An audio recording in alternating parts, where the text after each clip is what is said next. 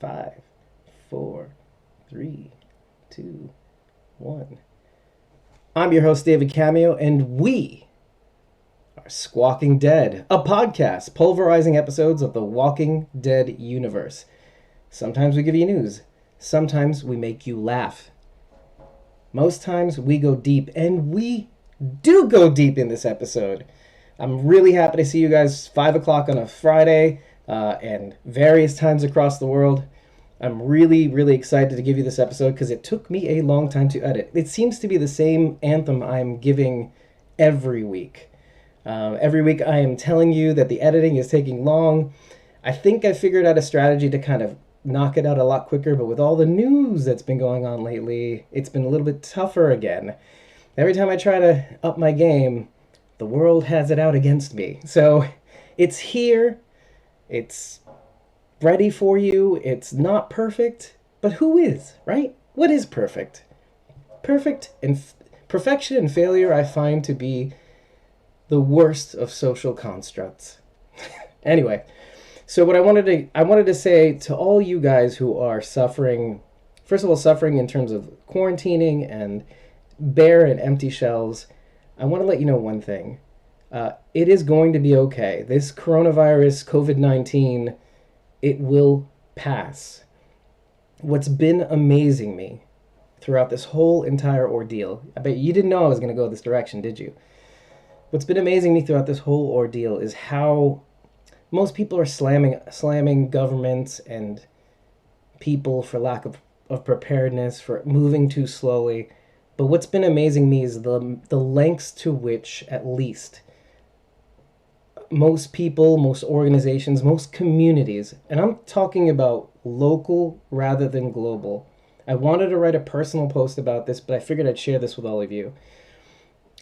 When it comes to synagogues, building management, everywhere you go, people are trying their best. So again, not perfect, right? Not perfect, but trying their best to keep people safe. And maybe they don't know everything. And maybe we're getting a lot of misinformation. And maybe, we're doing our best. We're trying to do our best in a situation that is scary. And we will get through it. And it's amazing to see on at least a local level, neighbors talking to neighbors, like synagogues trying to prepare to at least have some services in the way that they can to keep people safe, temples, churches, mosques. People are doing their best to keep people safe. And not to say that life is normal, but they're trying to maintain some semblance of awareness, or most of it is awareness, while trying to keep people moving.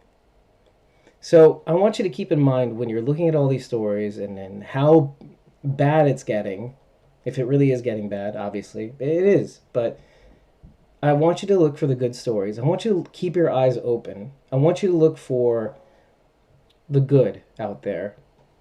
To quote a Fear the Walking Dead title, there's good out here. And you will see it if you pay attention.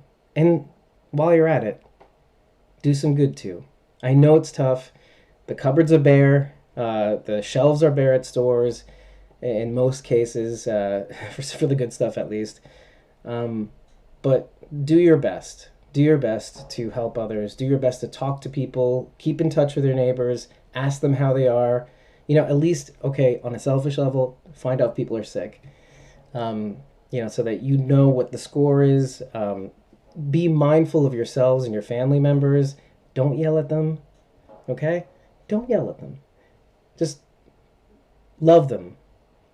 Be cautious of them. Be careful of them. Mind them. And we're all going to get through this. I promise you that. We are all going to get through this. Anyway, before I continue, I had this really cool idea for coffee backers. Oh, wait, what's coffee? Well, see this thing right here? This thing right here is your way of supporting us. ko-fi.com/squawkingdead.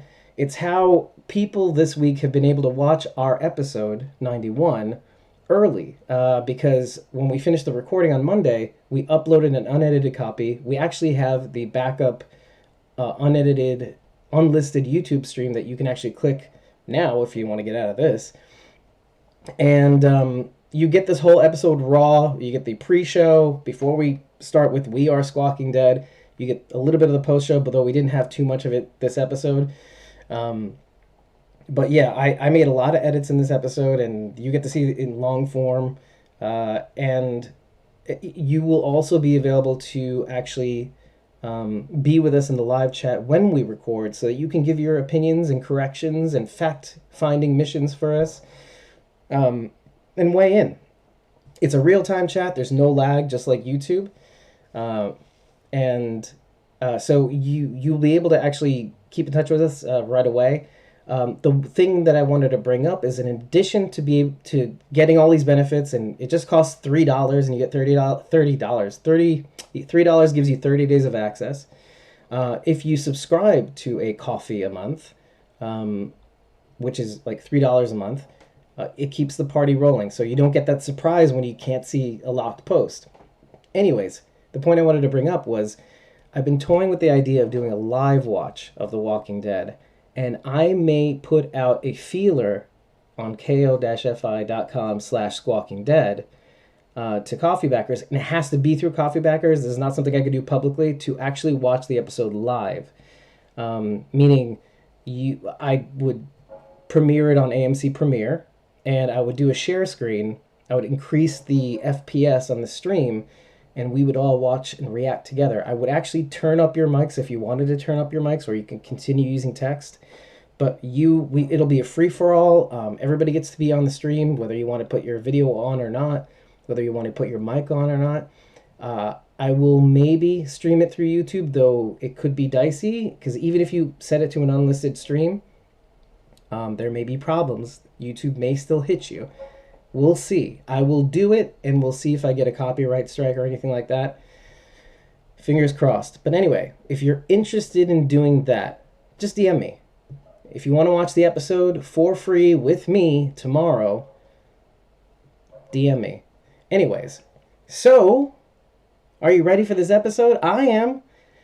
It features OG Squawk and D Carol G.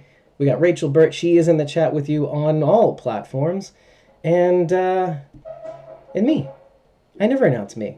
But you know me. I'm Squawkin' D. Okay, corny dad.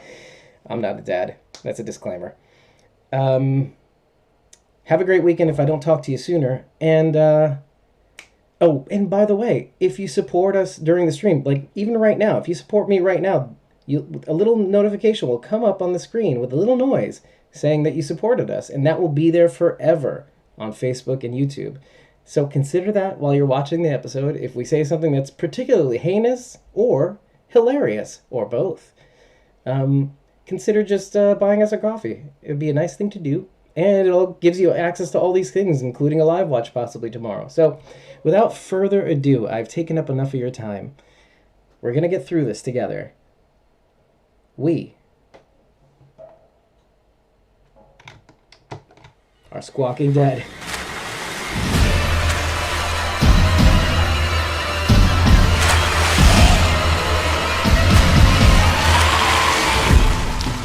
We are Squawking Dead, a podcast pulverizing episodes of the Walking Dead universe, and we are going at breakneck speed with this latest episode, Morningstar.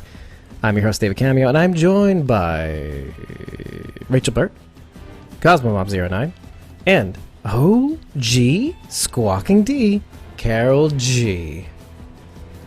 Now, you'll be surprised to hear that my mic is actually working this week, because I don't know what happened.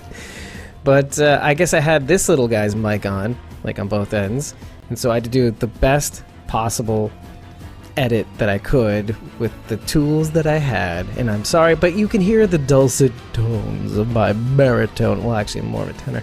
But anyways, we're back. And we are going to go through this episode as quickly as possible with my new voice again. I'm happy to see you guys here. Thank you for joining us.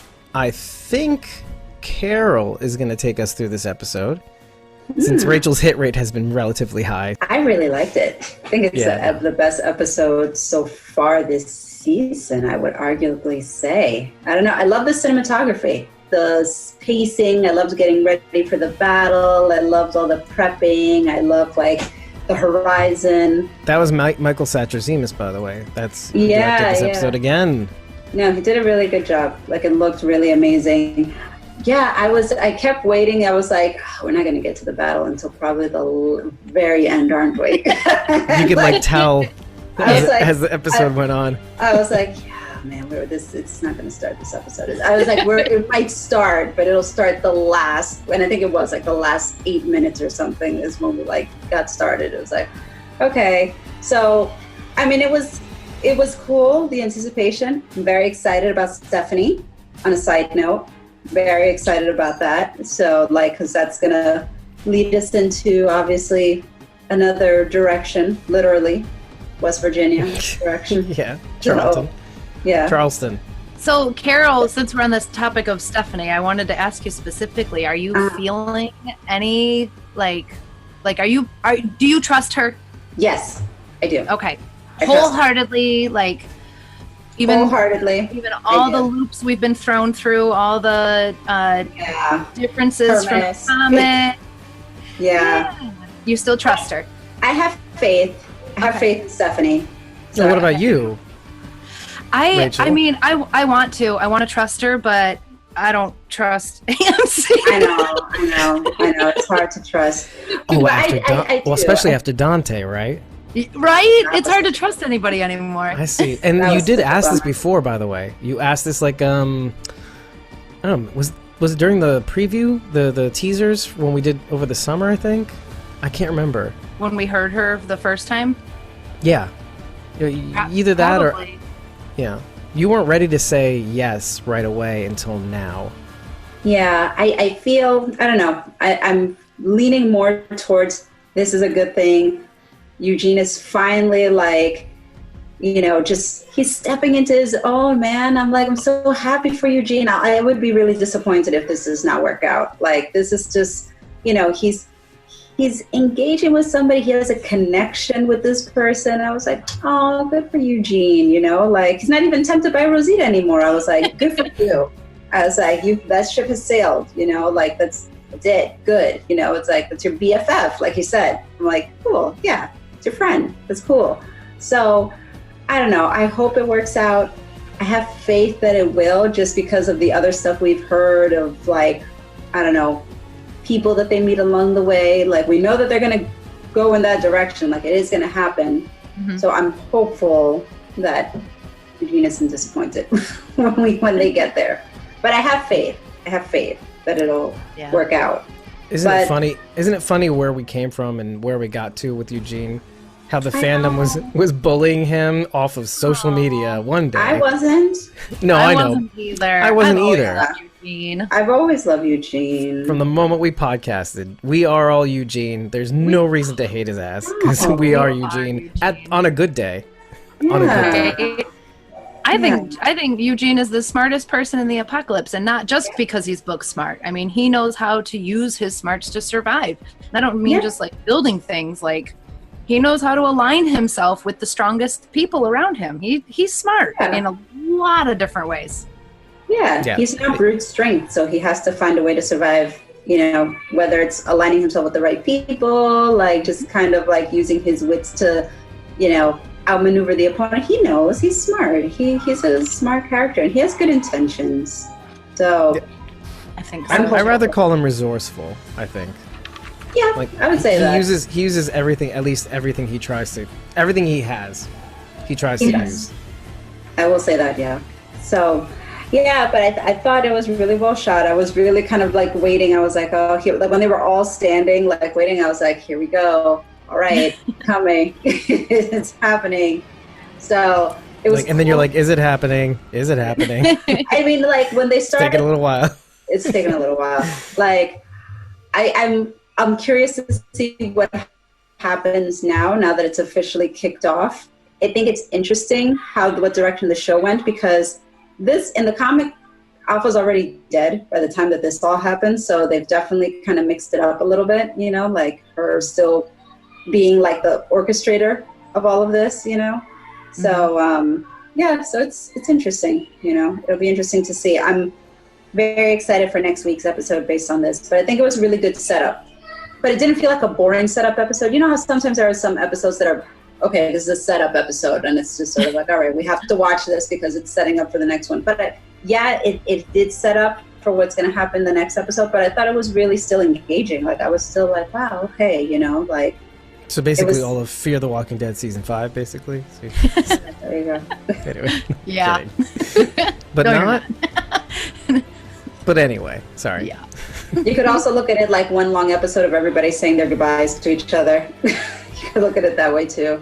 Yeah. I felt like This that was episode, yeah. Yeah, everybody was just sort of like, well, I'm probably not going to make it out of this one, so. It was kind of like a Beatles, for some people, it was like a Beatles hello goodbye. Because some people hadn't talked to each other. Yeah. Yeah. So. Yeah. True. Yes. But I was hoping the battle would kick off partially because like there's like a scene, and I don't know if maybe in the end they kind of did, like they framed the scene at the end with Daryl, like with the angel wings, like in front of like the fire or whatever. And I wasn't sure, because in the comic there's a really cool scene like that, but it's obviously not with Daryl because Daryl's not in the comic. Who is it? It's Maggie. And so like, so part of me also was thinking like, okay, well, we know Maggie's going to resurface within the next how many episodes left of this season. So I was like, is she going to where does she come in? I'm like, I would lose my shit if she like showed up like defending the hills. Like all of a sudden it's like, where did Maggie come from? I don't know. But like, I'm like, I don't know, but she's here. That's cool. I don't know. She came through like Dante's tunnel. I don't know. Her and twins come right in. Everybody just makes their way through the tunnel. That's how she got there. I don't know. Surprise! Surprise! I'm It's like here. a cat. Yeah, exactly. Like, sure, surprise kitty. So Right, exactly. like that was, right from the hole too. yeah, right from the hole. So I don't know. Wishful thinking. I was like, well, maybe Maggie will show up, and so I don't know. But she has to. But she's gonna show up like in the next like how many episodes? They keep saying it's like, well. What was that? Keep hitting things. Sorry, I am. Yeah, my cat jumped on the table. I'm sorry. Speaking of cats, see? Exactly. Maggie jumped on the table. Yeah, Yeah. my surprise cat jumped on the table. You've made it so that I could actually keep that in the episode. That's great. Surprise, Maggie. You're not the first person to say that too, by the way. I mentioned this before we started, but like that very night, probably Talking Dead wasn't even over yet, and we had some of these spoilery teasers that probably either weren't meant until like Thursday or Friday that were out. And I don't want to get into them because like honestly I don't support it. I don't support like I didn't check them out. that kind of drip thing. How does that happen? I mean, does somebody who is involved in the production have to leak that for other people to get a hold of? So there's actually somebody, a part of the show, doing this. That to me is the most painful. No. So, as you may or may not know, AMC. So I'm not saying AMC, but like I think S Valhalla / Sky. I don't know who's involved in the production team. Company. So they got syndication, and I think AMC is a part of that. But they, in the markets in Europe and like Turkey and all that, that's handled by Fox Europe. And so my guess, it's probably somebody on that side. Usually the leaks are coming from Turkey. So it's some asshole in Turkey. Okay. That's it's like, nobody. I work at Fox, and like so they like leak the teasers that are scheduled to go out throughout the week. Okay. So all right. it's like all right. Not at least, someone that works for the show. No, I can't don't think imagine so. anybody would do that. And I don't even know if some of these scenes are even like they just look. Because I got a gander of one of them. I'm not going to get into it, but it looks like that shouldn't be in a teaser. It's a very situational confrontation, and it's like it could be seen as an extended teaser, but it looked.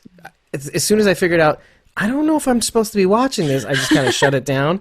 Because it was two key characters having conversation where in the teasers that we just watched before we got on, like there's no indication of this confrontation happening. Okay. So I'm like, like what's the point? What's the point anymore?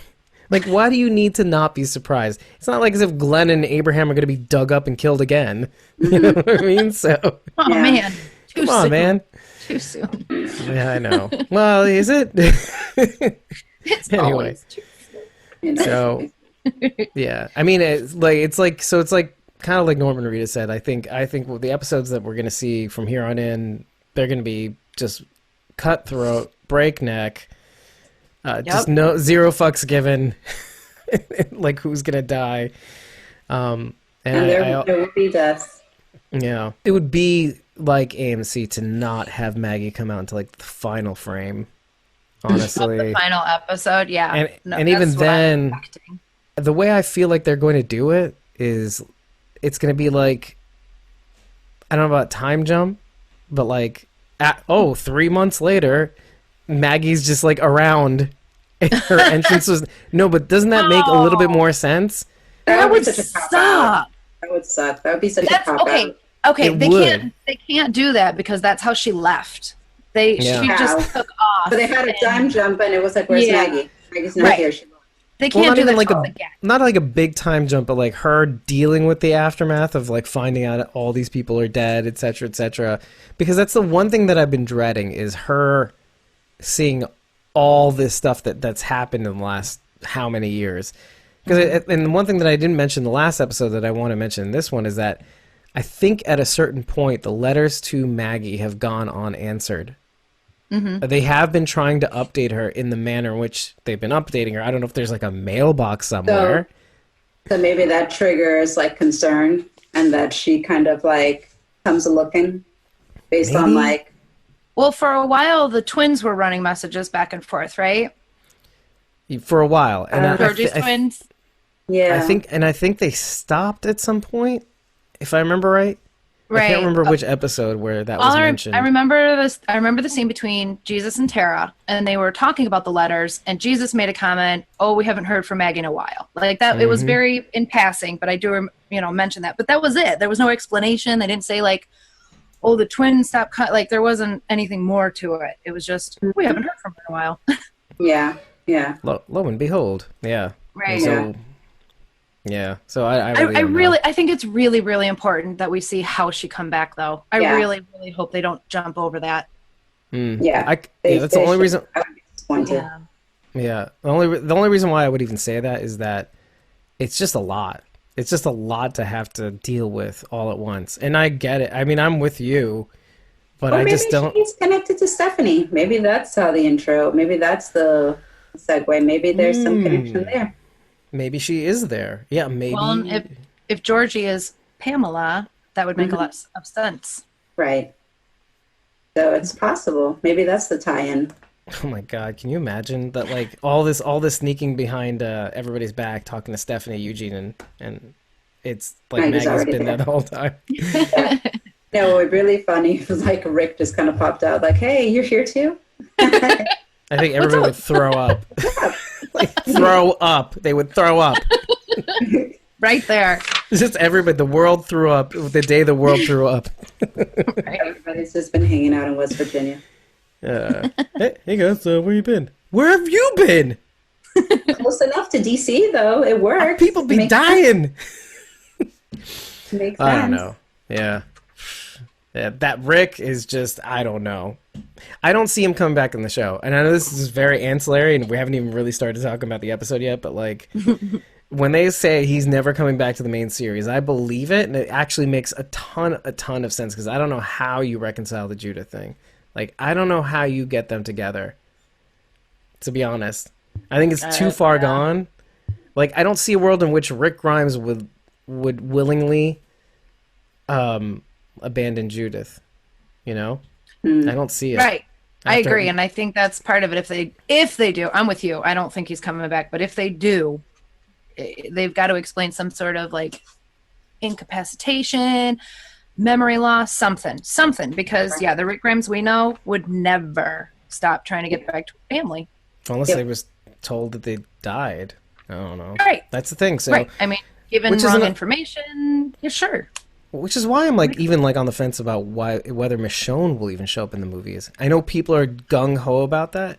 I just don't think people should like 100% think that that's going to happen. No, I think that they would just leave the door open up for the possibility, but I'm not convinced that would be what's going to happen. Right. I don't know. When these movies come out with Andy Lincoln, he might be the only person we recognize in these movies. I think we're going to meet an entire new cast of people. I don't think anybody will be on there that we know.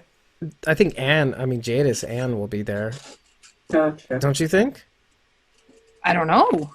I don't know. I mean, when they land and get off the helicopter, I would imagine they would go their separate ways. She brought the product, and he is the product, and I don't know. I don't know what they're planning on doing with A's and B's. I do feel as though I can't remember who mentioned this in what interview, because Gimple's been actually running his mouth lately. What? Which is interesting, because I think somebody mentioned something about Heath, like as a kind of like, yeah, I think you it'd be reasonable to expect him. Yeah, me. You. I was the one. You're not Gimple though. That was me. Yeah, I went there. I've been saying it for like how many years now? Carol, did you theorize that Heath was a whisperer now? No, I did hear that from someone. I didn't hear that. That's a strong possibility. That could be. I mean, if those are the only people you stumble across, you got to survive somehow, right? Yep. Oh, I'm just saying that Heath is alive and kicking somewhere. He might be a whisperer.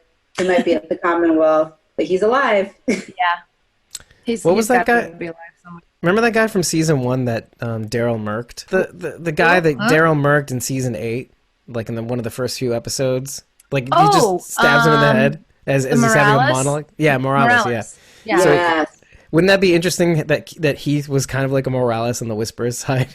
And then just somebody murks him out again. Oh, did I do that? Man. Like, and it would be Daryl again. Yeah, it would be comical if it was Daryl again, because like that Morales shock of like seeing him lasted for 5 minutes and then he was killed off. It was like, oh. Okay. You know, Heath. I was talking to him. Heath couldn't be a whisperer though, because his glasses would never fit under someone else's face. That's true. Animals don't need glasses. But Heath wouldn't be able to get too far. No. He'd be stumbling over everything. You never know how with people, like after a while, how much they change too. Yeah, maybe your eyes would. I don't know what your eyes would do without glasses for years and years. Would you just get used to everything? You just like feel things out, like the sure, like blind. It would be the new normal. Yeah, exactly. You get by. Speaking of Georgie, I noticed that like the records, like that. It makes sense that there wouldn't be any records because Georgie has the good ones. First of all, like half of them aren't even in their cases. And like I just like love how Eugene is, and like you guys said, like Eugene is so perceptive that he figures out how close he is to Stephanie based on the satellite dropping from the sky. But there was one question that I actually had that I'm very hesitant to ask, because it is something somebody, at least one person, I'm not going to name drop because I don't know if they want to release this idea or theory, but has the thought ever occurred to you that perhaps Eugene is on the spectrum? No. The autism spectrum? I hadn't thought about it. I never really thought about it. Just not because of the way he behaves and says things per se, but like how much of like almost like a man baby he is in terms of his maturity level in a weird way. Like he's just very underdeveloped emotionally. I'd have to really dig for that one. I think it's just his personality. I think he's just a shy, dweeby, socially awkward dude. That's what I always thought. Yeah, I always thought that too. But he's always the smartest person in the room, and so he doesn't know how to talk to people. Yeah. I don't know if he's all that smart though, too. Well, I think he thinks that. That's what he's thinking. Yeah. That explains a lot. But no, and I don't want to drive that point home. I just thought maybe I'd bring that up, and I could probably just skip over this, but I hadn't thought of it. That didn't pop in my head. Mm-hmm. Well, the one thing that does refute what I just said is that I do admire the fact that they show Eugene's growth in his confrontation with Rosita initially, when she basically screws his pooch, basically. And he's like, "You get out of here, get out." Before I say something. Yeah, he like barrel into her too. Like he knocked her out of the way, and she was like jostled. Like, dude, like it's me. Yeah, but it's well, that's what made me think of the other thing. Oh. So that's why. I think this person, Stephanie, really matters. And like, you know, he's always been like kissing up to Rosita, but it's like, you know, again, that ship has sailed. And it's like, he's really been protecting and nurturing this relationship, you know? And I mean, it's not like hostage negotiations, but kind of like, you know, if you hostage, you know, you're It's almost like life or death for him, right? Yeah. I mean, this connection, you know, can be life or death, you know, because I mean, beyond like him liking her, it's like, you know, this is a resource and you're building a relationship of trust. And the whole idea is that like, I will talk only to you. And it's like, okay, that's the way this is played out. And for her all of a sudden to just kind of be like, hey, who is this? It's like, whoa, dude. Like, first of all, this isn't your radio. Like, secondly, just, you know, very presumptuous of you, Rosita. Although it isn't. Wow. It's funny that you said that, because wasn't she also, when they were back in Alexandria, wasn't she also working the radio? I mean, also with Father Gabriel, but Eugene and she... Oh, yeah. Well, remember there are different radios. There's each one of the communities has a radio because that's how they were they were communicating between the communities. So I don't know where she was, but like each one seems to have like its way of communicating, because when they were going through like everything before with the whispers, and like Judith was on one and like he was on one. So it's like, it seems like they all have a means to kind of like communicate. I don't know. Sure. Well, but what I'm talking about is like season 9 with Father Gabriel and she, and then late season 9 with, I think, Eugene and she, and then beginning of season 10, obviously, there's the fire and the satellite crashes and blah, blah, blah, and then things change because he takes all the parts and takes them. Does he eventually take them to Hilltop, or does he bring them straight forward to Hilltop? I think he does. And so it ends up being him alone trying to figure this. No, he was tinkering with the parts initially at Alexandria, I think, right? And then Rosita and him were having these conversations, I think. Because do you remember how like we were observing how Eugene Sadiq and Father Gabriel was absentee Father Gabriel, and Rosita's punching bags, and so he is around Alexandria for a little while. So, and he and Rosita are pretty close. He leaves because she officially friend zones him. Yeah. Right. Yep. But they were at the radio at the time. Yes. So, Yep. So and the only reason why I bring this up is because I thought the same thing as you, Carol. Like, what the fuck what are you doing? But then, like, when you said that, I'm like, oh, shit, wait a minute. They were working on the radio. So it kind of makes sense that she would just go, hey, hello, hey. Well, and because they were used to not hearing from anybody. Yeah, well, and she thought it was somebody from Oceanside. That was the comment she made. Right, to him. because who else would it be, right? Exactly. Who else would it be? Well, yeah, when you get months and months of nothing, except from your local communities, why would you think otherwise, right? And has anybody figured out what this Blue Evil thing is? Like why he calls her Blue Evil? Weevil? Blue Evil. Yeah. Which sounds really, if you say it too fast, it sounds like Blue Evil. Blue Evil. No. Is that foreshadowing? I hadn't looked into any meanings of that. I was focused on the song he was singing. Is it like an acronym? The only thing the thing is that it really kind of like, wait, why is he calling her that? I mean, it is a beautiful version of the weevil. It's an insect. Okay, weren't the weevils the problem they were having on Fear the Walking Dead? Isn't that what came and ate all the crops? Yes, it was weevils. Oh, that's so funny. Yeah, the beginning of season 4. Yeah. At the diamond. The diamond, yeah. That's really interesting. Yeah. Well, just so everybody knows, the weevils are pretty pernicious and they deplete your grain stores and they're hard to get rid of, like in Fear the Walking Dead. Yeah, but other than that, I don't know. It sounds like something that should be little and fuzzy, though. A little weevil. Yeah, exactly. And yet, I mean, they are beautiful insects, some of them, but in the blue one in particular, they are pretty gorgeous. But I don't know. Maybe it's a Eugene thing. Maybe that's his way of calling her beautiful. I just thought, because whenever we hear things like that, by the way, we always kind of like try to tie it into like something that's a little bit bigger. And there is one thing that it could be, but we often find like things like Judith and Carl's handprints that they leave behind on the porch that they take with them that Rick puts on the wall, right? At Alexandria. And then there's the painting, Jadis's painting when she's painting with blue paint, the cat, I think. I'm not sure. So you do see instances of blue. So I don't know. I don't know what it exactly means, but I'm curious because now, whatever. Well, maybe blue is like a sign of good, and red is, well, no, red's not bad. Glenn wore red. I don't know. So Gabriel's love test with Rosita. The one thing that I do want to mention with this one thing is, okay, forgetting the fact that, okay, classic AMC fake out. Kind of like with Michonne and Ezekiel, remember that whole thing when we saw that scene and we all freaked out?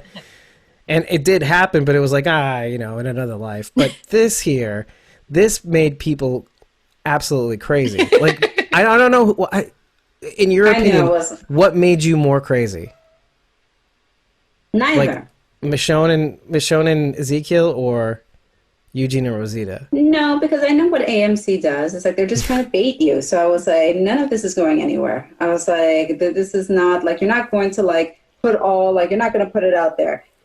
Assuming that Connie survived the cave, if she comes out and Daryl, like, grabs her and puts her in an embrace, they're not showing that in any of these previews. Hell no, they're guarding that like a safe, you know, like because Maggie's it's like, return.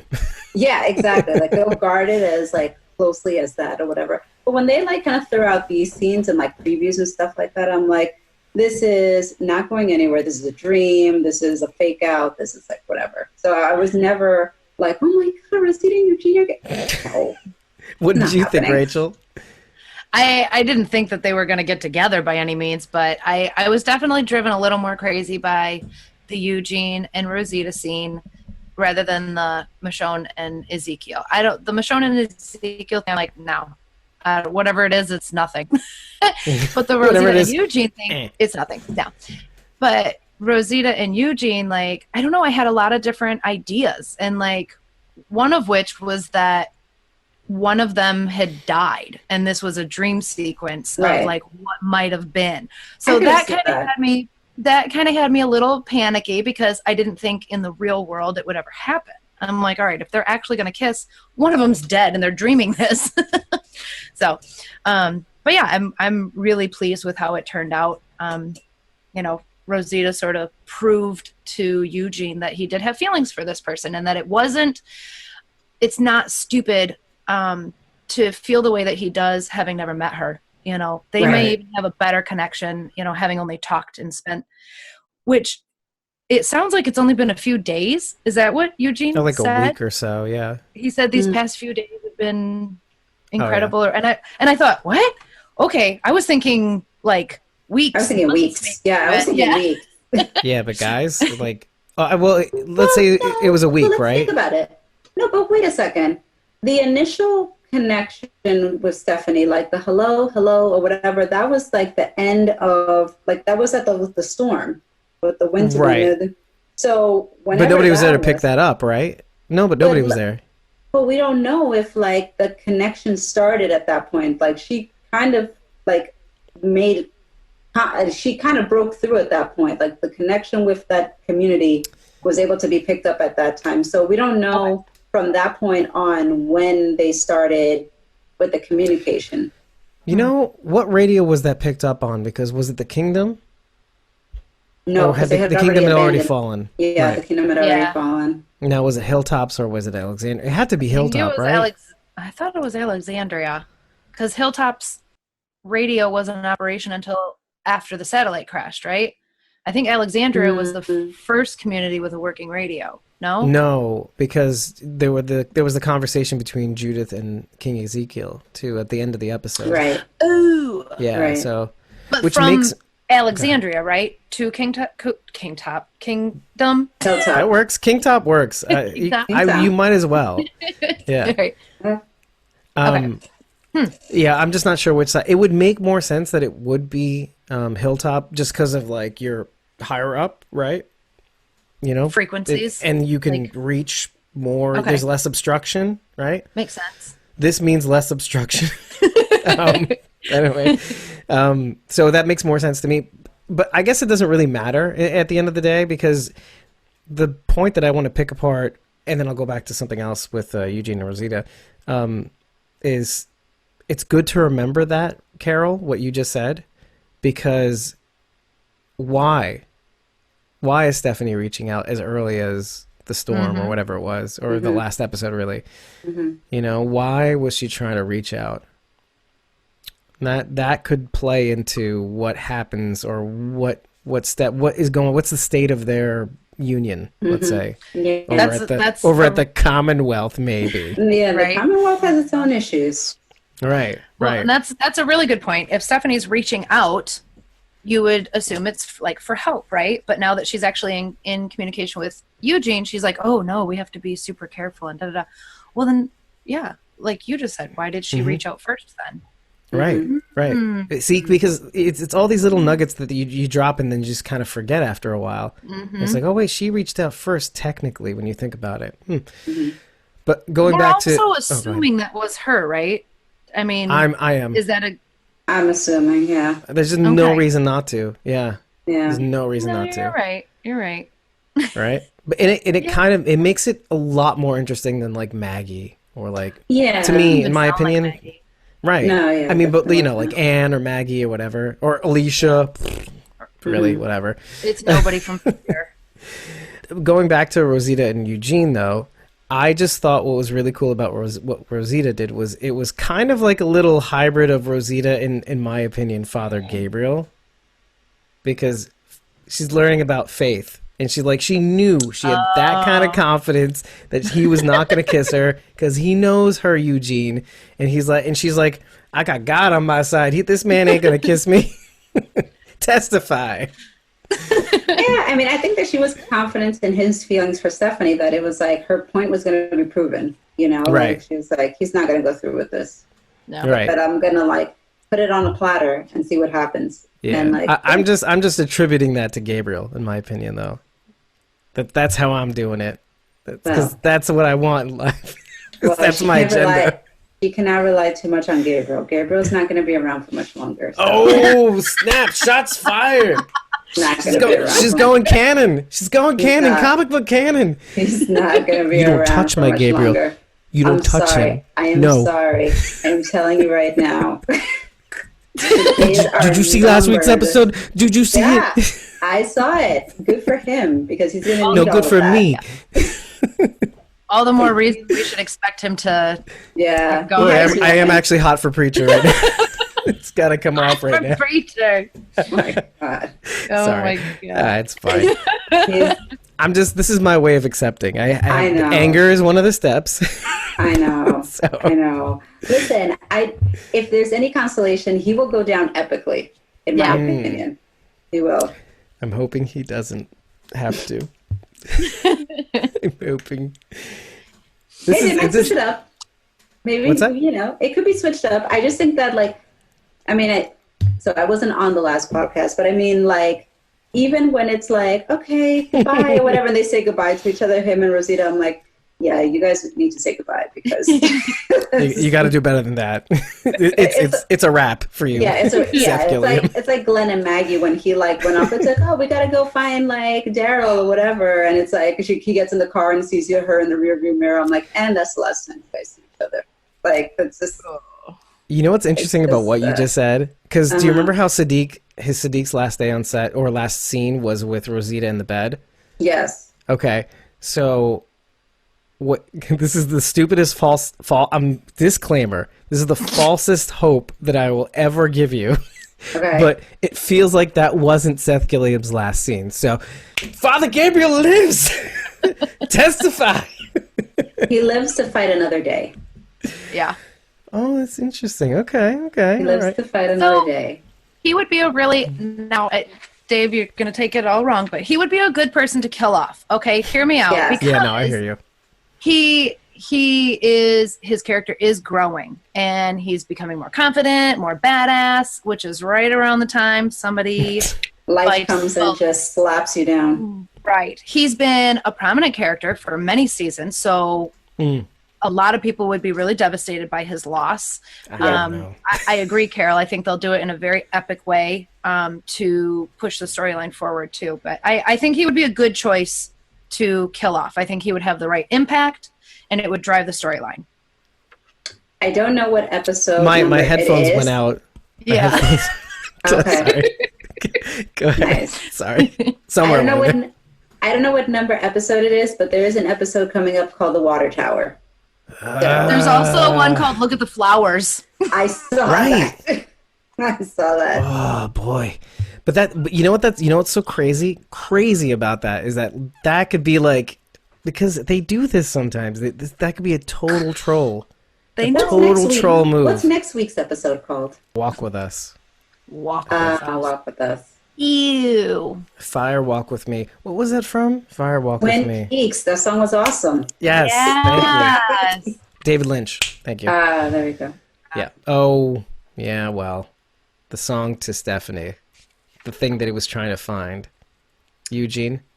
Yeah. He sings a really sweet song, When the Wild Winds Blow by Iron Maiden. And it was written for a 1986 animation called When the Wind Blows. Now, this is my favorite part because that animation is about an elderly couple. They build a shelter, like a bomb shelter, underground for the upcoming nuclear apocalypse. So it's sweet. Eugene singing this song about a couple who basically spends the apocalypse together. Isn't that crazy? Because until now, we've been in a Cold War. A Cold War. Mm-hmm. Right? Yep. And now we're like on the eve of destruction, which kind of like I don't know, when he's like reciting these lyrics, like I hear like like the what is it, the war drums. Yes. And I can almost hear like the like the fife or whatever it is. God. In a way. I hear America, actually, in Eugene's voice. The heartland. I hear from a little birdie that, Carol, your recaps are coming back with a vengeance. Yes. Went on a binge this weekend, so they're all going to be uploaded tomorrow. Woohoo! Feast or famine. All right. Yep, feast or famine. There we go. Very much. Well, get your eyeballs ready, I know. bitches. Very much. Exactly. Is your Cliff Notes to the second half of the season? That's what you should call your thing, like your That's Cliff Notes to true. the Apocalypse. Cliff Notes to the Apocalypse. I like that. Good. By the end of that scene with Eugene and Stephanie, she chimes back in, and she says, "I'm in Charleston, West Virginia, Southern Rails, about a mile south of the Kanawha River, 1 week." And my note to that is a lot can happen in a week. Apparently, That's for sure. a whole entire conversation with Stephanie can happen in a week. Dante dies. Dante comes. Dante dies. Beta massacres Alexandria. It's kind of like All Out War all over again, in a way, except it's happening a lot quicker than All Out War. Yeah, they're being very successful with this Whisper War because they're like keeping the pace fast. Like they're not dragging it out. They could drag it out. The comic kind of drags it out, actually. So they're like keeping it moving, you know? Yeah. So, He says, "Let's get this over with." To Rosita, he's like, "I've got a date." Yes, I love that. was so cute. that was awesome. I kind of missed it the first time. Oh, God. Like, in a way, you know? I love it. Aw. I love that. I was like, good for you, Eugene. I was so happy that happened too because I the way Eugene was looking and feeling, like that almost gave him like like that, you know. Courage? Yeah, to like go out and fight and like I got shit to do, man. I'm gonna survive this. Yeah, it's like, Ain't nobody got time for that. Yeah, Somebody to fight for. I got a date. I'm gonna make it to that date. Oh, Love it. Well, I know. lost an arm and a leg. I'm kidding. But at least we're together now. I don't And like heck that keeping people. ponytail off while I said it. Wouldn't that, I would like that. I would sincerely like Josh McDermott. I wonder what he's feeling about that, because it's just like, it's looking a little bit A little long. yeah. little awkward. Yeah. Yeah. I whip Little- my little- hair back and forth. 80s rat tail. Yeah. 90s Oh, well, rat it's tail. even worse. Like, I mean, a rat tail's pretty bad. Yeah. As a kid of the 80s who used to go to the public swimming pool, And those were popular. it was They everywhere. were popular in that time. Yeah. Especially with those stupid hats that hid the rat tails, so you didn't really know until they took it off. But then it had the little Arabian Like a- almost sheath in the back that would flap in the wind along with the rat tail. Ugh. Ugh. Ooh, sorry, got shivers. But then again, I had a Scott Baio haircut, so who's to judge, right? There you go. Kids, I had hair once. So, Word. all right. There's a concerted thing between Alden and Earl Sutton that kind of continues, because we see this. I think we see this in season. Yeah, we see this all throughout season 10, and we're kind of getting back to it again. Like we saw a little bit of it in the beginning, and now we're kind of back to it again. You know, Earl's lost Tammy Rose, and Alden lost Enid. And so we get to see this again, but we get to see this almost like father-son relationship now. And they're just stoking each other's fires, and there's almost like a hint of xenophobia there, because, oh, Alexandra's pulling this shit again with new people. Like, why do they have to come to us? Here we go again. So, and you know, that concern is there, and then when they find out who it is, it's kind of like, oh, fuck no. That shit's no. Yeah. Right.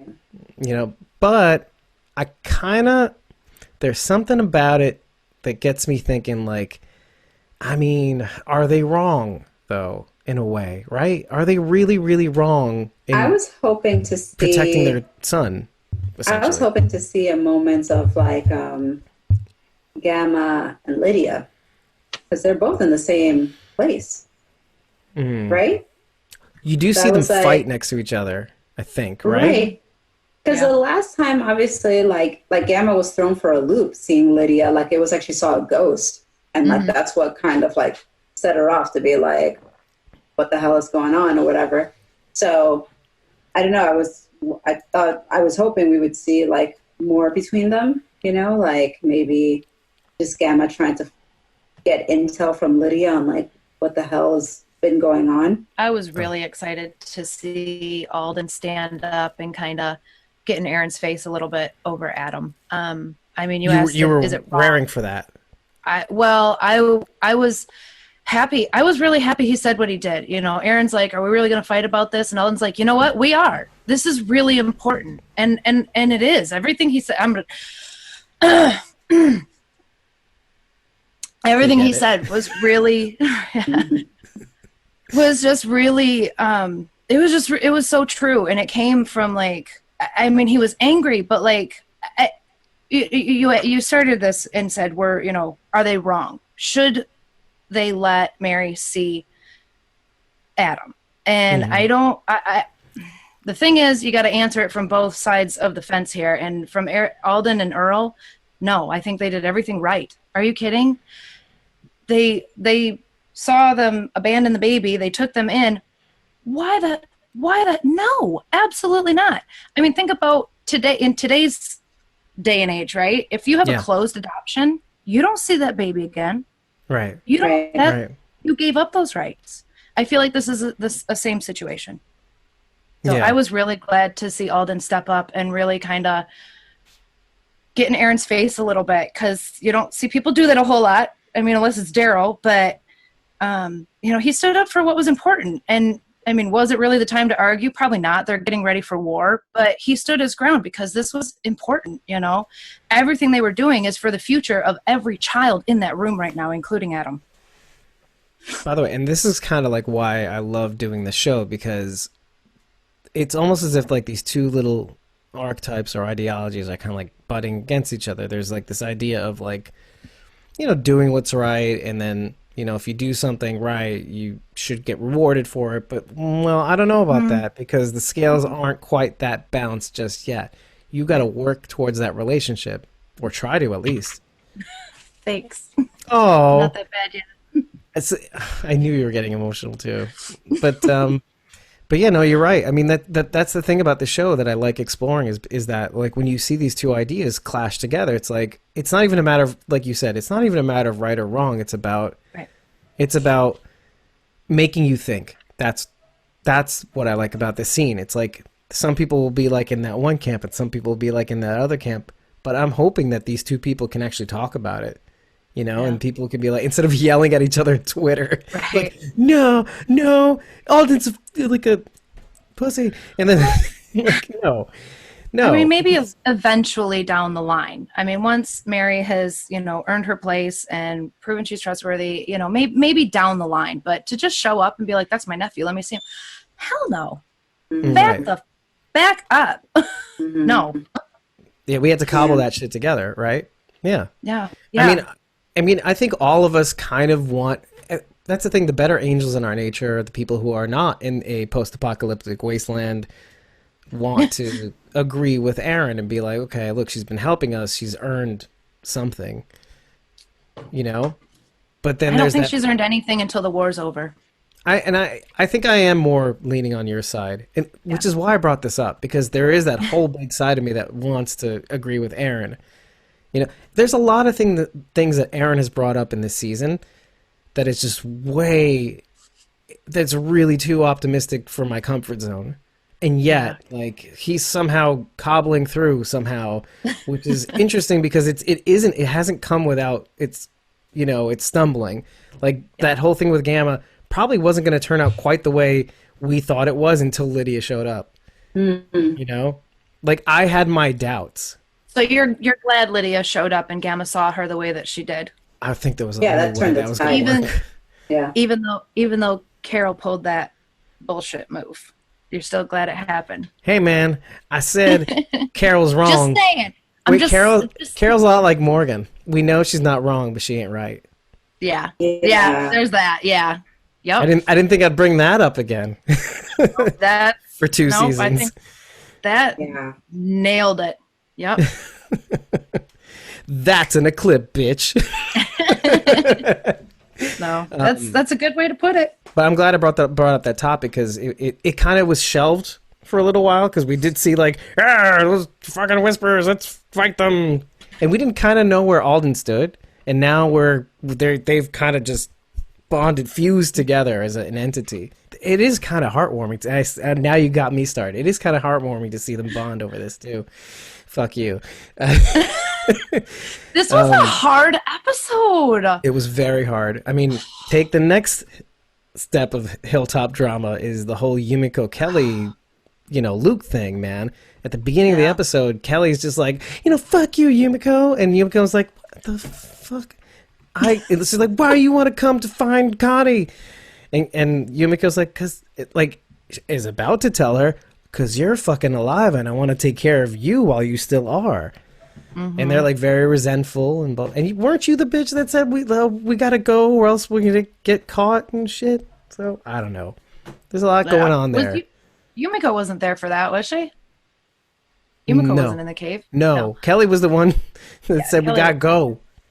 Well, and it seemed to me, I don't know if you got this impression, it seemed to me that Yumiko, just based on the interaction between Kelly and Yumiko, that Yumiko was going out to retrieve bodies and bury her friends, give her friends a proper burial. Kelly wanted to go out and find them alive. Well, even then, she was like, she was kind of hesitating. She was saying, like, I don't know if we're even going to find them alive. I don't even know if it's possible to dig them up. Is now the time? And Kelly is like raring to go. She's like, we got to go, we got to go. Yumiko's hesitation really annoys actually both Kelly and Luke in a sense. Okay. And they're almost it's like what they don't know is, and I'm not sure this was expressed to them, is Magna and Yumiko's blowout. I don't think they know. Or who does the only Yumiko... person Magna said something to Aaron down in the cave, but I think that's right. Yeah. I wrote that in my notes, but I never really got a chance to reveal it because it was a long episode. I mean, well, actually, it wasn't that long. But yeah, so I don't think the rest of the gang knows about their blowout and how awful Magna was to her, to Yumiko, even though Yumiko didn't quite say the right thing to her before they parted. Right. But it's clear that they both kind of are regretful for how they acted at the time too. So, and by the end of the episode, you do see Yumiko. Was it Yumiko that? Yumiko apologizes straight away, and Kelly understands by saying, assholes get shit done. That's literally what she says. I wrote that down too. And I like that. I did. Yeah, I did. Yeah, Earl Sutton. Yeah, assholes get things done. Earl. They do. It's true though, right? I mean, I'm actually surprised that just going back to him for just a microsecond, because there is a part of you that kind of agrees with Earl. You got to fight for your place. You got to fight for this place because, there's nothing like it, It's like a blue dog. He's like a bulldog. And there's like that part of you that's kind of like, I kind of respected that old generation, of scrappers. Yeah, I mean, there's definitely a whippersnappers. generational gap there. Yeah. Earl and the rest of the room. Yeah, and you know what? If we want, we could jump right into that because this is how I captioned this section. You don't need Rick Grimes to make decisions. Right. You don't need him. And like, do you remember how we were always talking about the Hilltop formula? How the first in command is usually a jagoff, and the second in command usually gets shit done. Yeah. Well, what we saw in that room with Yumiko going in after who was she talking to just beforehand? Oh, to Felix and the Penny. right, who were the scouts, and they went out and they died. But she goes into this already starting meeting, and I thought that was a cool like montage. They go right in, and the meeting's already started, and Yumiko's like, okay, what are you guys talking about? I'm in charge. No, but then Daryl's like, I'm in charge. But like all of them have this kind of like almost equal voice. Even Earl, even Alden, or was he even there? I don't know. But I thought that was a really cool scene to finally see how Hilltop's broken the cycle somewhat. They figured it out. It's not Yumiko per se, which is to say that maybe her interaction with Magna really chilled her the fuck out too. Like she didn't feel like she had to be in charge of everything. Which is why I kind of jumped in that way. While Darrow was kind of explaining the plan, he signed Oceanside, even though Kelly and Magna were not, or Kelly and Connie were not in the room. I thought that was a nice little nod to Yumiko specifically. Like, I didn't forget that they're out there. Like, I'm still thinking about that we have another mission to get to, but we got to do this first. Was Kelly there though? I think she was there. I don't think she was in the room because the second time I watched it, I was looking for her. So she was there. She was out of sight, but I didn't see her. The Donnie and me. Right. Because why else would no one in that room was deaf or hard of hearing. So I assumed it was directed towards Yumiko as just like don't worry, I didn't forget. I know they're still out there. Yeah, I don't think Daryl forgot either. It's like there's something going on there, I think. I don't know. Daryl's allowed to have love. Of course he is. As much of an asshole as we are. Daryl has a lot of love. Where do you think he's lacking?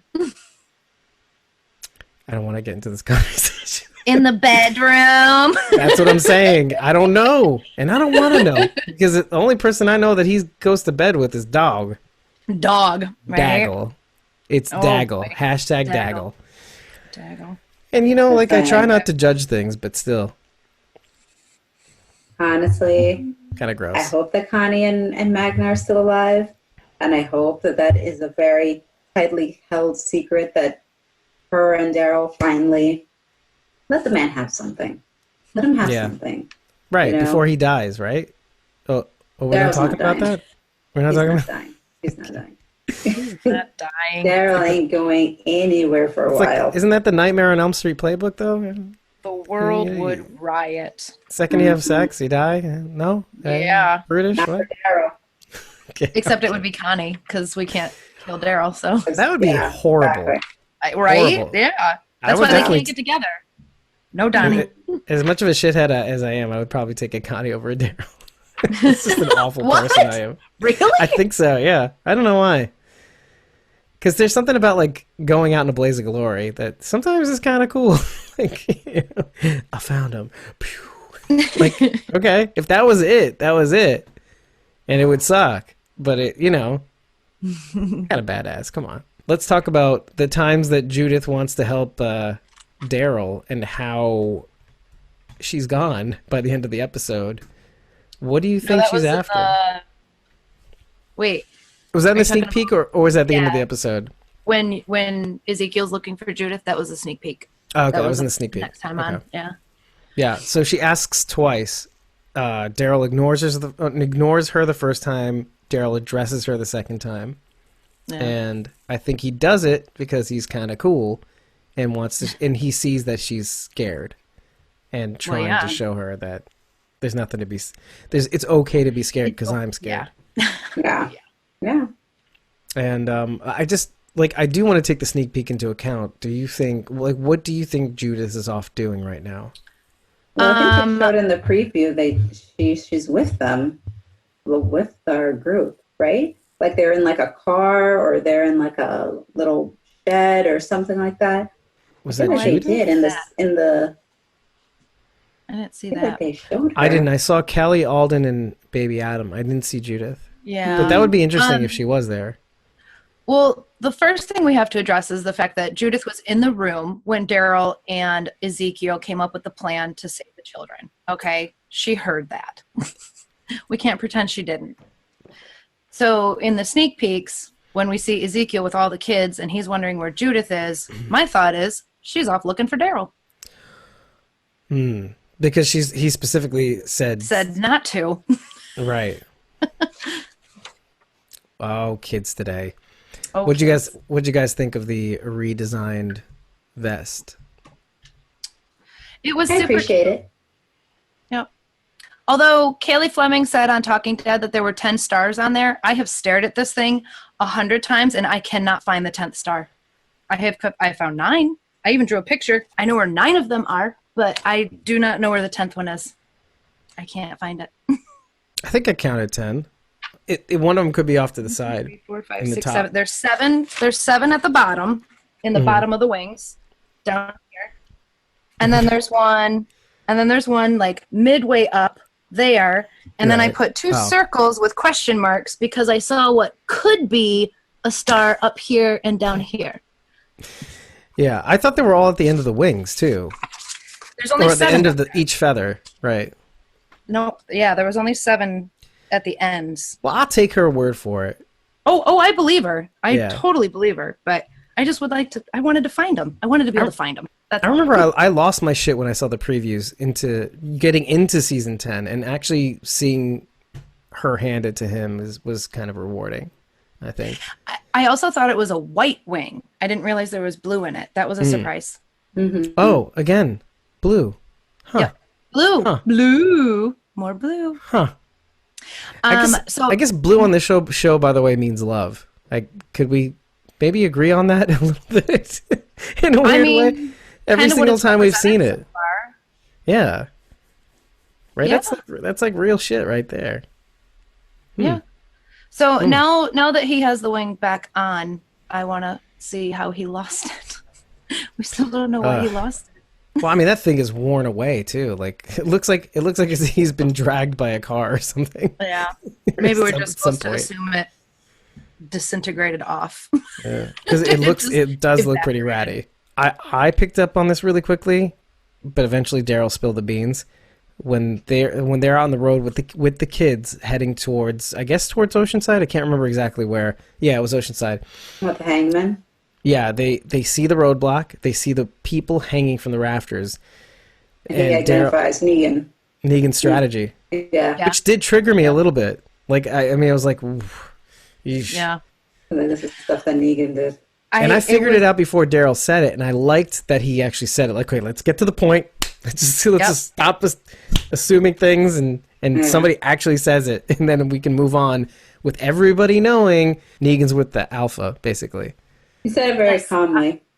Well, I was on board 100% last episode. I'm starting to waver this episode with Negan. The scene where he suggests to Alpha that she not kill everybody, but rather have them join her. He tried that, right? Didn't he try that? It doesn't work. He knows it's not going to work. He knows it's not. He is setting her up, giving her ideas that he knows are going to fail, and also, in his mind, keep these residents alive.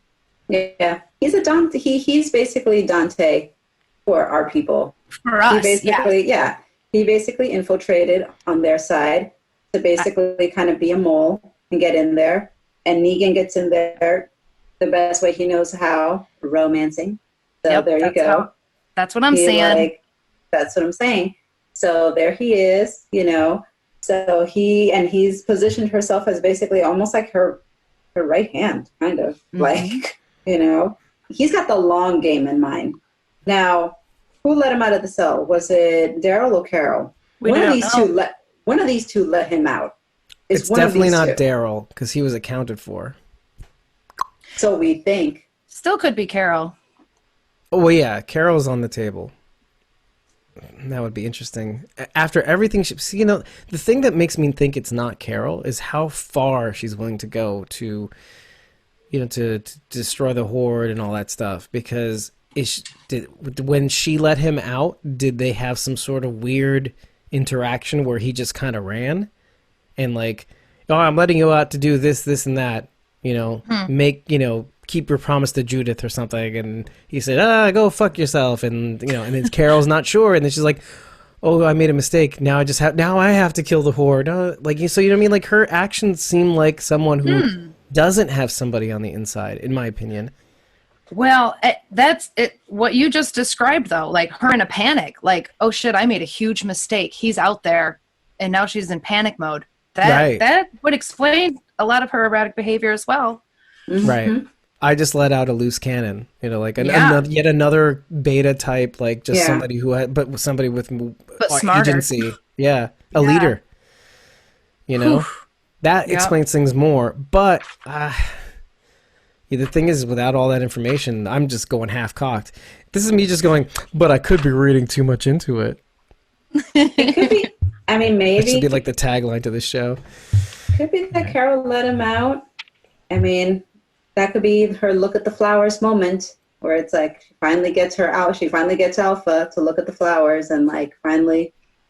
I know. Who's going to be looking at the flowers? I think it's going to be Alpha. It'd be way more ironic. I'd be way more ironic if it was Carol looking at the flowers. If the episode is called "Look at the Flowers" and Alpha dies and it's not Carol who kills her, then I don't know what the hell's going on. That's what I'm trying to say. Yeah, that's what I'm trying to say. In my mind, it has to be. It has to be, and that'll unleash all of Beta's rage. Their leader is Dunzo. Rage Beta. Mm-hmm. Who knows though? He'll have a change of heart and he'll join our team and he'll be good. Remember? And sing us country songs.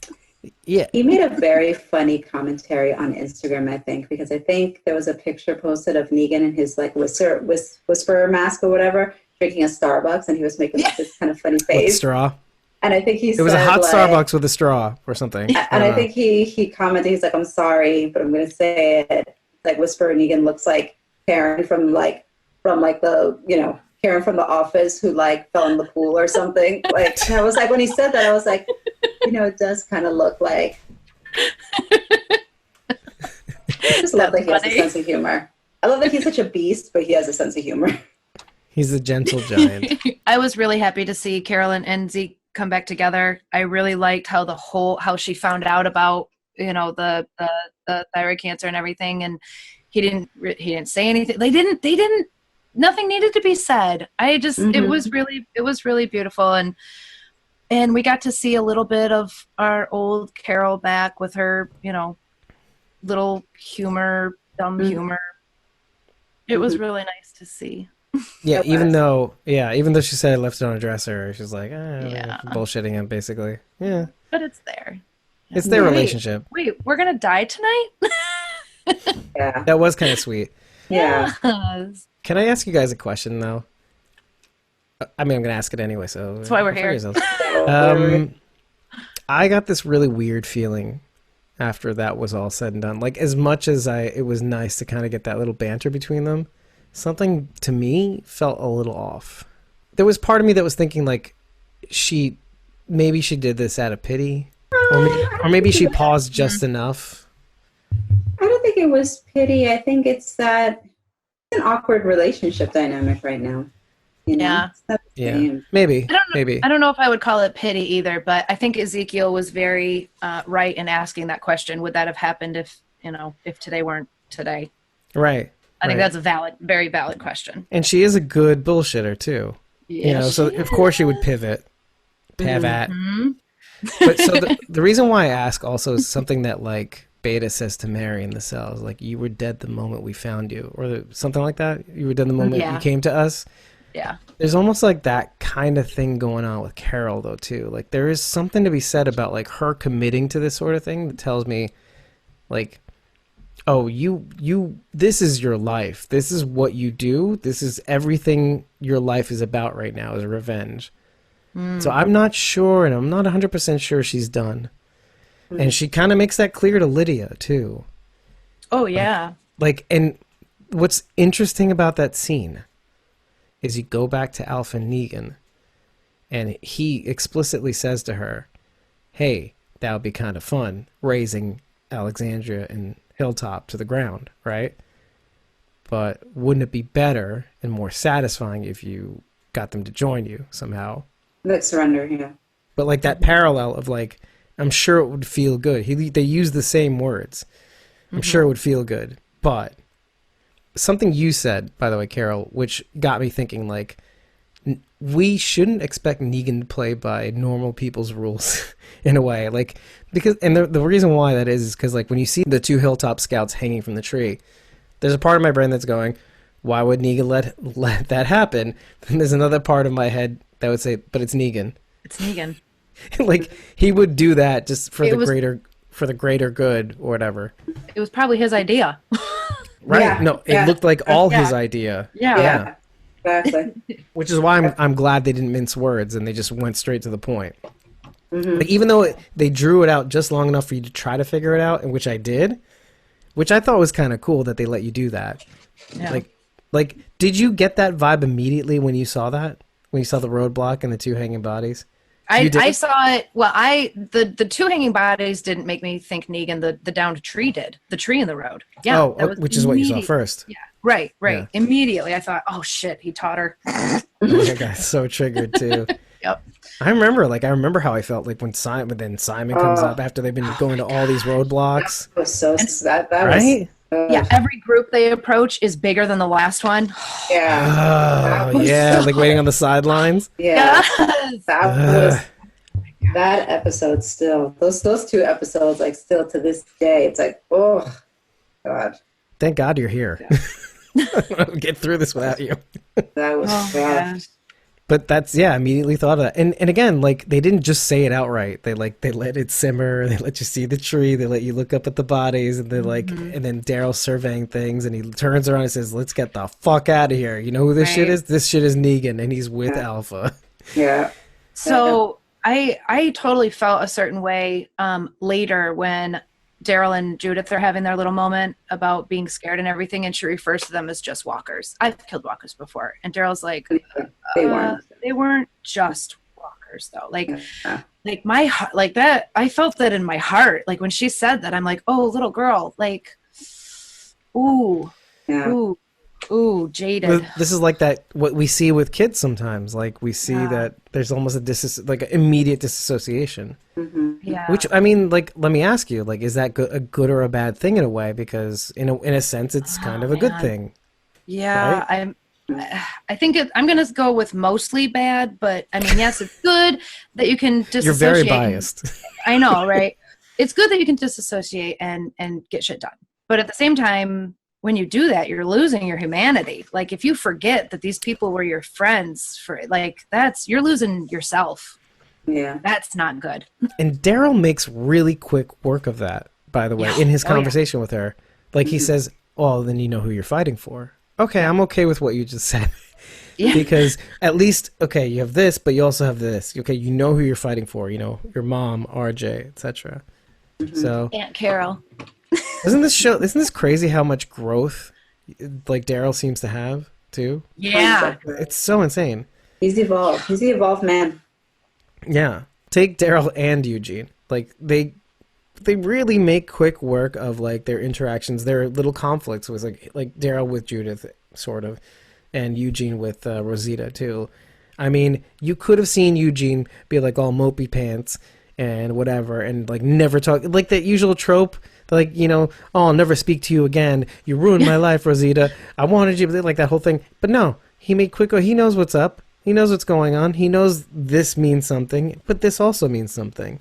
Yeah. And he even makes that clear to Stephanie. And like with Daryl, it's like, it's almost as if he knows exactly what to say to Judith. Like, oh, I know how to speak to you because I know Carl. Oh no, I know Carl. I know Rick. Right? Like, I know who I'm talking to, but I also know you because you're special. You spoke to Negan in that cell. You were kind to him when nobody else would be. No. So I know who I'm talking to.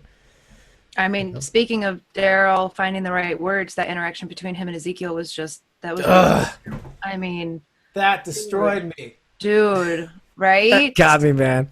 like kicking the fucking diaphragm.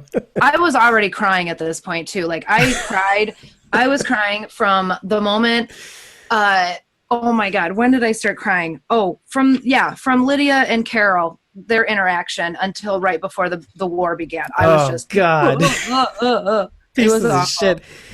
You know what they were trying to do? They're trying to empty your tear sacs, your tear ducts. Yep, it for worked. like the testosterone fueled battle ahead. Yeah.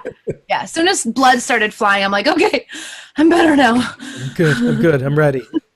I have to say, speaking of growth, though, it's like they're showing them all getting prepared, and you see Rosita like getting ready, and I was like, you know what? Good for Rosita. Rosita is like still here. She's still here, and she's still kicking ass, punching people out in the lineup. Like, she's just like really like just not taking it from anybody. I'm like, good for you. I feel like she's always been at that level, though, don't you? But I feel like never as much as like I feel, and I'm saying this and I'm sticking to it. I think that she's getting comic Andrea's send off. Oh, okay. Yeah. All right. I could. You mentioned that before too, by the way. And yeah. I have no idea what that is. Thank goodness. Well, I don't know what that is. Her extra badassery could probably come from motherhood. Exactly. Yeah, that's true. Why not? That's true. Yeah. That additional fuel to the fire. So, yeah. But I appreciated that. I was like, good for her. Look at her, ready to like kick ass. Often, like the way some deaths go, they seem to do this weird thing where it means much more on the television show than it does in the comic. So this could probably be one of those things, even though I have no idea what you're talking about. Thank goodness. So, like, if you're right, though, Carol, that's going to be pretty soon. Coming. Yeah. I'm telling you, some of these people are not long for this world. Again, though, I would put Rosita in that same category as Father Gabriel, though. Like, it would make an impact. Yes. Yeah. I'll make a prediction. But still move everything forward. Mm-hmm. Mm-hmm. Yep. Yeah, I'll definitely make a prediction. It's totally possible. Okay. Yeah, I mean, I would say they would take Rosita, but they would probably still keep Father Gabriel. No, dude, I'm sorry. You think so? I hate to hurt. I don't want to disappoint you, but I'm telling you, your man's toast. I'll tell you why. Because Alexandria is already pretty decimated, and so there's a part of me that's thinking, okay, well, how much more can they take, or how many more people can they take? I mean, this is after we don't have nurses. Like we're got a skeleton crew. Although they did mention that this character that we've only heard their name, Alex. Have we ever met Alex? Alex the doctor. I can't picture him. No, we have never met said Alex. Or her. Yeah. True. Yeah. I have no idea. What if it's another whisperer? Oh, fuck me. We're already predicting the character. What's it, Jules? Jules, yeah. Okay, yeah, enough she was out another of you. big question mark. Enough out of you, Twitter. I don't need your shit. So we also need to remember that Christian Saratos is doing that Netflix series too. So I think it would be more likely that she would.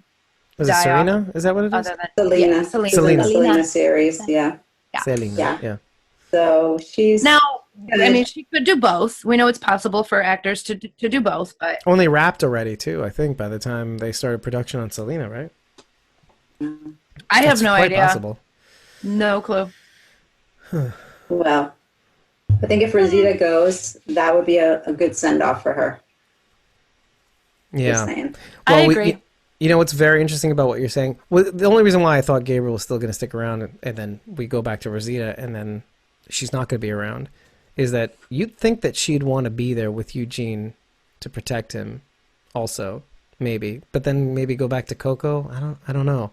Well, it's a lot. It's a lot. The way she goes out could very well have to do with protecting. When you say protecting Eugene, do you mean like on the travels to meeting Stephanie, or in what capacity? Which could be just escaping from the horde. Could be, that's what I'm thinking too. Okay. All right. Just in a general protective. Okay. Yeah. It's like the tumblers are starting to align, and you could start to turn the key at some point. But man, oh boy, happy day. But I did want to go back to like Ezekiel and Daryl. That was very raw, very honest. because you're watching this scene on the heels of Lydia and Carol having the conversation, right? With Ezekiel in the background, watching them. Like the one thing that they say to each other is like, at least you're not lying to me. At least you're being upfront and honest with me. And then you cue the next scene. Like, cause I mean, that scene is great on its own. Like there's something about like and there's a parallel, because if you remember last season at the end, the calm before, no, is it the calm before? Oh no, it's the storm. Lydia's almost death by walker, and she's going, you should hate me. You should want me dead, basically. Oh, yeah. And there's this kind of like return here. Like, okay, Carol's going to Lydia because what did she do? She used her as a pawn. She dragged her out in the middle of nowhere, you know, under false pretenses, and tried to use her. And she's like, enough. I thought you were supposed to protect me. They beat me up. You were supposed to keep me safe. The first thing Carol says to her is, you should hate me. And Lydia says, it's hard when you seem to hate yourself so much, which immediately brought me back to Maggie and Negan. Maggie trying to kill Negan in the cell. And she can't do it because he hates himself more than she wants him dead.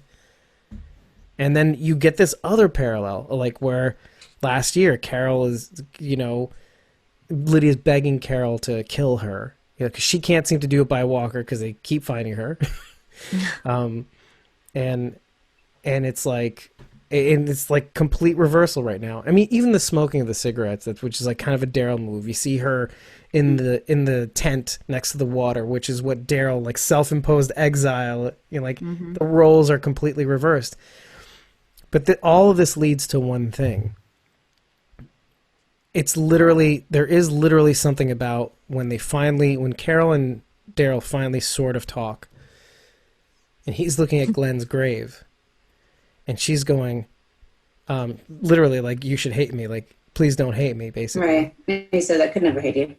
Right. But that's specific. The reason why, and she's looking at Glenn in Maggie's office, and he's looking at Glenn's grave. And there's something about like they are kind of finally meeting, and they are finally kind of realizing what happened, like what the other did. And it does come back to that one thing, and that's, I hate in others what I hate in myself. And it all comes back to like that was that season ender? No, the season opener, where Daryl went buck wild and got Glenn killed. Like, he had his own plan, and he decided upon himself to try to do something about it, and it got Glenn killed. And what has Carol been doing this whole season? Deciding for herself, not consulting the group, and getting possibly people killed. And I do think somebody's going to die, and I think it's going to be Magna. That's my opinion. Quick question. I think Daryl will have his hookup with Connie. They're just keeping that really. I don't know. What maybe. It was very clear to me that Daryl was in the cemetery, but what did you see that led you to believe it was Glenn specifically's grave? It just makes sense. I mean, to be honest, like, it makes sense. Okay. Just because I didn't assume he was at anyone's grave specifically. I just noted that he was in the cemetery. I would bet a shit ton of money on it, because it just makes too much sense. Carol's looking at Glenn's painting, Anne's painting. Closing the book on the Carol Daryl thing, I'm never going to hate you. But then there's also still, like, he does have to walk away. He's mad. He's mad. Well, he doesn't know what to do. Yeah. You know? Well, everybody's mad. Doesn't mean he hates her. And it does kind of go back to, like, also Eugene, because, like, there is, like, this growth. There is, like, okay, look, I'm not stupid enough to say, like, I may be mad at you, but I'm never going to hate you. Like, Rosita, you're my friend, but right now, get the fuck out of here. So there's something to be said about, like, these people having these parallels and having these growth spurts, and knowing what to do when there's a fucking problem. Like, I'm not going to pretend like I'm not pissed, but right, you know, right. Carol, how many times have your kids pissed you off and you're like, I love you, but you need to go in another room right now. Like, I can't look at you. Doesn't change the fact that you love them. Exactly. But you need to go in another room right now. I just can't see you. Exactly. oh my God. I had just a couple of little nuggets that I really appreciated this episode, and one of which was Kelly, when she dug her hand into the grounds to feel the confirmation of the horde coming. That was cool. Oh, it gave me chills. It's like they're coming. Remember when she got down on the ground and stuck her hand under the dirt? Yeah, it was very like Old West, like Native American feels the tracks to see if the train's coming. But she would be more susceptible to that. She would feel that. She would know how to feel that. I wonder if that's real, because I guess it does make sense though, right? Oh, yeah, absolutely. Yes. Yeah. Yes. Nobody else would have been as sensitive to the vibration. Like adept. Okay. Yeah. Okay. Well, I did want to bring up the balloons only because, like, I actually did, like, part of me was just kind of like, what? Pine tree sap? Like, what? What I wanted to look into that too. I don't know enough about. I did. Okay, thank you. And you know what's really fucked up about it? It's highly flammable, I hope. Yeah, it's extremely flammable, and which is why like it's like, look, this is from a Jewish perspective. Why the fuck do people put that shit in your house? Because I've seen the videos. Like, those things go up really fast, and the reason is the pine sap. Once it gets in the middle, they explode. With flames. Like a Christmas tree. You're talking about a real tree. Oh, yeah. Oh, like a real Christmas pine tree, yeah. Like, they explode. Like, okay, it's all fun and games. It's all fun and games with the leaves at first. You know, like wet leaves. Oh, that's great. Oh, this house is on fire. Awesome. But then as soon as it reaches that vein of tree sap. You've never had a Christmas tree in your house. You can tell. No. They don't have leaves. They have needles. No, like the little nettles, like the little spruce things. I don't know what the fuck they're called. Man, I used to pick them when I was a kid. Whatever, the fucking leaves. Anyway. But once it reaches that vein of fucking pine sap, that shit's a wrap. Like, it's so bad that, like, the camera that was filming the room where all the equipment was to test the tree, like how long it would take the tree to burn up the entire room, like the camera like flew back, like, and then kind of like did this thing, like it rattled a bit because there was like a concussive blast or something. Wow. Yeah. So, and like they're telling people, I don't know why this isn't a thing that happens every year. Oh, you know, for tree safety, make sure the water levels are just right, and because you don't want dry leaves and shit. But holy shit, they're right. That's all I have to say about that. Like, I'm kind of amazed. Cool. Yeah, it's highly flammable. Highly flammable. So, in case you're out in the woods and you need a light, you need to make a little fire. Yeah, take a zombie arm and then douse it in pine sap. It'll smell great. It'll smell like Christmas, Jerry. Hey, who's Daito? Damn it, I was going to look that up, but that is such a generic name that fits so many damn things. I said, fuck this. Well, Judith is calling to Oceanside? ? So there's a Daito at Oceanside? See, Daito is like Japanese, right? Oh, and now the question, Undead Walking asks it as well. Who is Daito in season 10 of The Walking Dead? Judith knows. Oh, they're speculating that Daito is Michonne. What? Why wouldn't you just call her Mom? If you want to read the article, like, okay, we made mention of it. If you want to read the article, I'll link to it in the blog or in the episode description. Right. I don't know. Oh, I also I liked Eugene's little nod to himself as soon as the electrical line started working. That the first walker's head come off, and then Eugene. Yeah. Yep, there it goes. Yeah. He's like nodding his head like or like Yeezy. Oh yeah, and did you see who Ezekiel takes the sledgehammer from? I didn't. Who? William Bell. Oh, did he fall? No, he had it on his back, and William had another weapon. Ezekiel loses his, and then he grabs the sledgehammer from William's back. That is a great segue. By the way, William Bell, excellent background actor. Oh yeah. Great segue for something else that I found out because I asked him. Oh. Do you know who else was a background actor in this episode that I hadn't seen before? No, I feel bad that I don't know. I'll skip to the end. Lance, Meloji Media is in this episode. I did see him! Honey, right? we were watching, and I said I thought I saw Lance! Holy fuck! Is there a fire? No. What the fuck? The Christmas tree's on fire. Run, Eric. We were watching the episode, and I said, I think that was Lance. Oh my gosh, that's hilarious. Confirmed. Awesome. I wanted to give him the right. hugest of shout outs. Remember when I said I think that's Lance? It was. I was right. Yeah. He's Great guy. less. No, I'm trying to calm my heart. I thought shit was going down. We were either on fire or we were getting shot at. One of the two. I wasn't sure which one. No Christmas trees in here.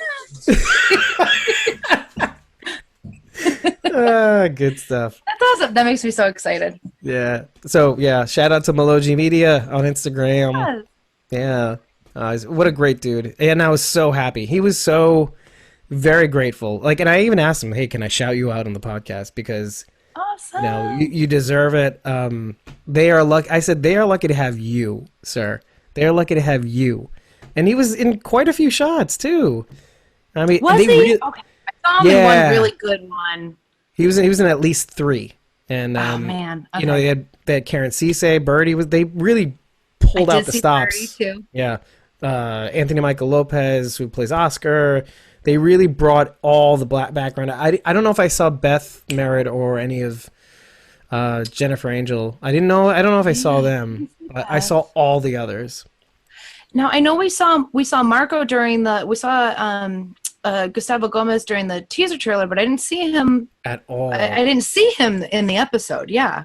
Which Maybe next episode. I'm almost leaning towards saying, like, I don't know if we will ever see him. I feel like maybe because I know he has this new series, by the way. Okay. I mean, he was in the credits, so they're still saying he's there.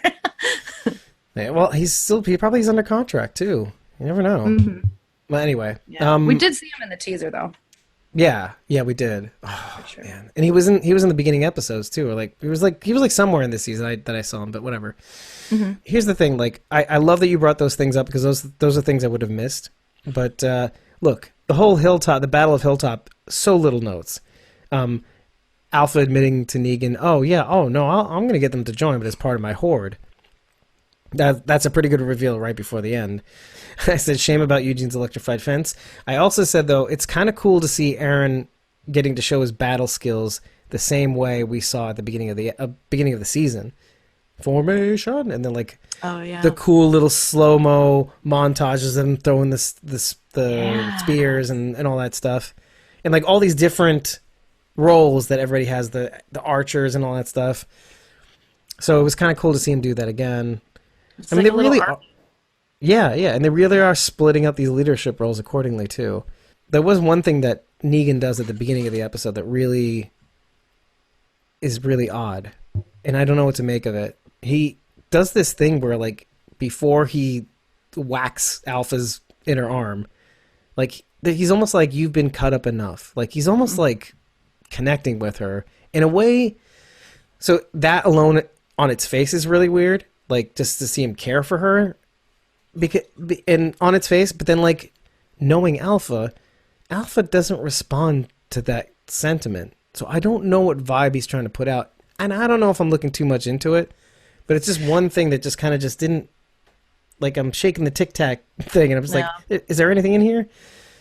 Well, with everything else that went on this episode, I don't think he did care for her. I think he was attempting to do that, but he's going to find out real quick that, like you said, she doesn't respond to that, and caring about her is that's not how he's going to win her over.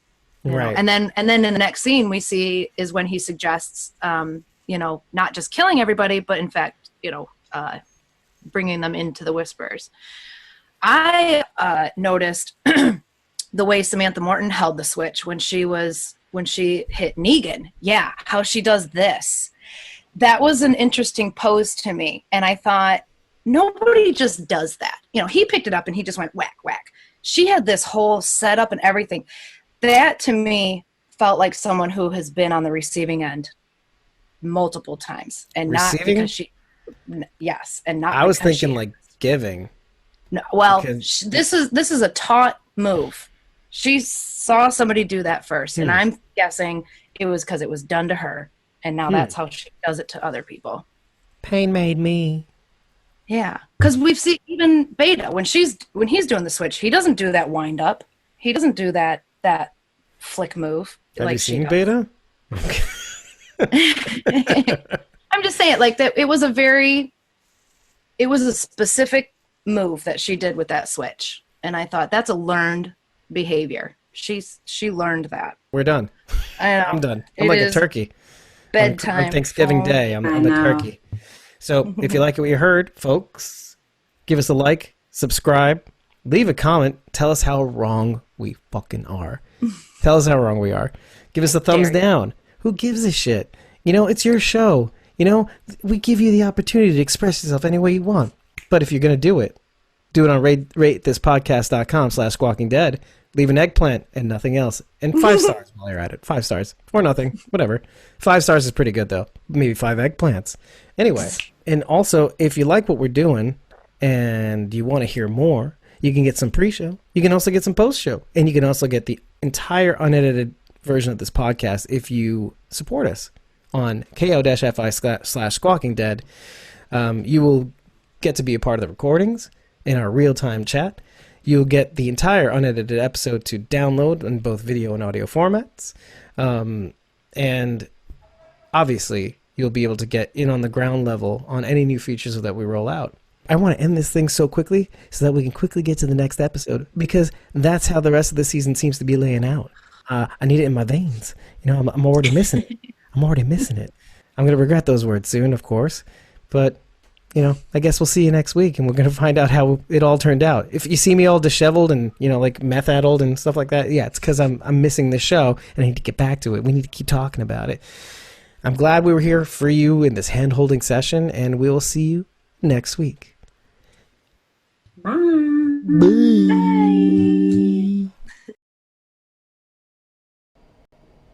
One more thing. Special shout out to The Walking Dead Slovakia. I promised, I think it's a her. I promised my Slovak friend that I'd give her a shout out. If you like The Walking Dead, please follow at The Walking Dead Slovakia. All one word on Instagram. But more so, if you're inclined to, and you have a Facebook account, head over to Walking Dead is Freaking Amazing. It's a group.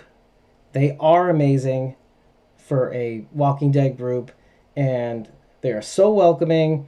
They know what they're doing. They treat you like a family, and I really, really appreciated admin Linda Jennings' coffee subscription. Actually, she is giving us 5 coffees a month, ongoing. And so I just wanted to give her a special shout out. She actually was gracious enough to allow us to post this video on their group. And I mean, a lot of groups don't like self-promotion, but you know, as long as you ask for permission, and we did, and we promised a shout out, and so that's what we're doing. And they deserve it because of Linda, particularly Linda Jennings. So, guys, we're still streaming. And I just wanted to give you a happy weekend. Again, we'll get through this. And if you guys are still sticking around, I'll be on Instagram for the remaining 10 minutes. So, have a great weekend. We'll get through this. Look for the good people. And wash your damn hands. Take care, everybody.